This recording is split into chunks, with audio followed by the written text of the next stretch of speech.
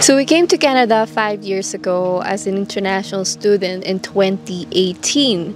And 2 years ago, we made a video about our expectations versus reality after graduation. Yeah, and so since it's been a while, we think it's time for Expectations versus Reality 2.0.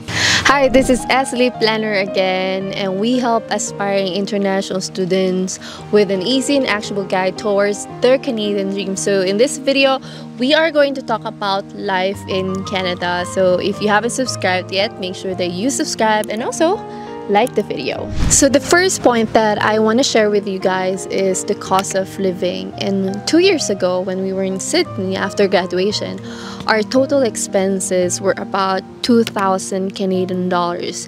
And now that we bought a house, we're now a permanent resident. After 2 years, our expenses went double. Our total expense now is about 4,000 Canadian dollars. But that's normal though, because we bought a house, right? And I think everybody has been experiencing drastic increase in the cost of living. But one thing that I also find interesting is that depending on where you live in Canada, it can vary by a lot. So if you live in Toronto or Vancouver, it can be a lot more expensive to live than if you live, say, in New Brunswick or Nova Scotia or Saskatchewan, not in a big town, in a smaller town, for example. Your cost of living every single year will go up. And therefore, your income as well, this has to go up as well, right? True, but to be fair, that's the case for any country, not just Canada. Another big misconception that people have about coming to Canada is that they don't have to worry about paying for healthcare, they don't have to worry about their pension, they don't have to worry what happens if they lose their job. And there's some truth to that, but there's also another side to it. Yeah. So for example, before I came to Canada, I thought that I will be receiving a child benefit, but then I realized that the more money you make, the less chances you're gonna get the child benefit. So you have to basically take care of your children, basically, especially if you're making. I mean, of course you have to take care of your children. They're yours. You made them. Okay. Yeah, but then I'm just saying that I was expecting I'm gonna receive something from the government, but you know, like, because that's what I heard from those people, from you know, like other YouTube channels. And you do, depending on how much you make. It's not a huge amount. It's like couple $100 a month. Yeah. And the threshold is pretty low for when you don't receive it anymore at all. Just like there's GST check payments, or now there's a check that people get because of inflation from the government. But to qualify for those, you usually have to have a really low household income of, say, $38,000 a year or something. You need to be poor. You need to be like actually poor. So that I didn't know that before. Like now that, you know, like it's been 2 years, we realized that you have to take care of yourself, especially your pension, right? Yeah. Save up for your retirement. Yeah, so depending on your job, your employer might have a pension plan, but it can be good pension plans or bad pension plans. And even with all that, you still have to save for yourself. Otherwise, you're not going to make it. When we came here, I thought that I am going to stay in Nova Scotia. Is it the same with you? Kind of, yeah, Nova Scotia or Toronto. Yeah, that's what we thought. But then we moved to different places, I think 4 times already. And now that we bought a house here on Vancouver Island, I thought I'm gonna stay here like for long.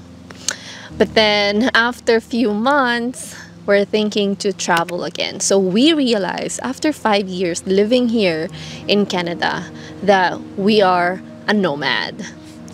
To be fair, I was a nomad before. I was too. But I think a takeaway is that many people that approach I was about studying in Canada. They were very concerned which is the best place to live. I have to pick the right town for my school. But remember, when you're done with school, there's a good chance that you might be just moving to another part in Canada if you want to. And you're free to move anywhere on the post-graduation work permit. Yeah. So just think about that you don't have to stay in one place. You can be like us, where you can just move anywhere. I mean, especially if you're a Canadian citizen already, you can go back home, you know? Yeah, and of course that's, for many people, very influenced by where can they find work and what are the costs of living. Many people are just forced to move somewhere else because they can't afford to live there anymore. Next point is about building your career in Canada. So of course, after graduation, I thought I was gonna be a nurse, or I'm gonna be working in accounting. You know, I was so happy when I got, you know, like $25 or $27 an hour. I was so happy. But then everything changed after 5 years, you know. So wait, important question for all Filipinos watching. Did your parents or any of your family members push you to become a nurse? Actually, my mom is still hoping that I'm going to be a nurse until now. Even today? Even today. She's asking me, are you not going to be a nurse anymore? You know, like, she's still hoping, but I feel like... So it was her? It was her, yes. Okay. But then how about you? Like... Well, I worked in different jobs the whole time, so yeah. I mean, your career aspiration, like ever since before you came here. My career aspiration is just financial independence, retire early. Actually, guys, he doesn't have any career aspiration. He just want to get the PR, and now you got it, right? But then, kidding aside, what changed ever since we moved here to British Columbia like 2 years ago? We built SLE, the business, and I didn't expect that I'll be working with him, right? Yeah, it's going good. Yeah. And do you like it so far that you work with It's him? fine, except for the boss. I don't really like my boss, but you don't. Other than that, it's pretty good. Yeah. And another thing that I want to share with you guys, that I had a shopping addiction when I was in Dubai, and when I moved to Canada, and especially when I moved here to a smaller town, I changed the way I buy things. You know, I am less exposed to people that buys luxury brands. And I feel like moving here to a smaller town really changed my financial habits. Yeah, so you basically moved from a shopping mall to a field. Yes, like, and that's what I noticed. I save more money now than before. And I just want to share that journey with you guys. So it is important when it comes to environment. It's undeniable that it has an impact to your behavior and your lifestyle. True. How about you? You had a car addiction before. Not a car addiction. I've just realized I've become even more frugal since living here. But I don't think it's entirely due to Canada. Definitely the place where you live.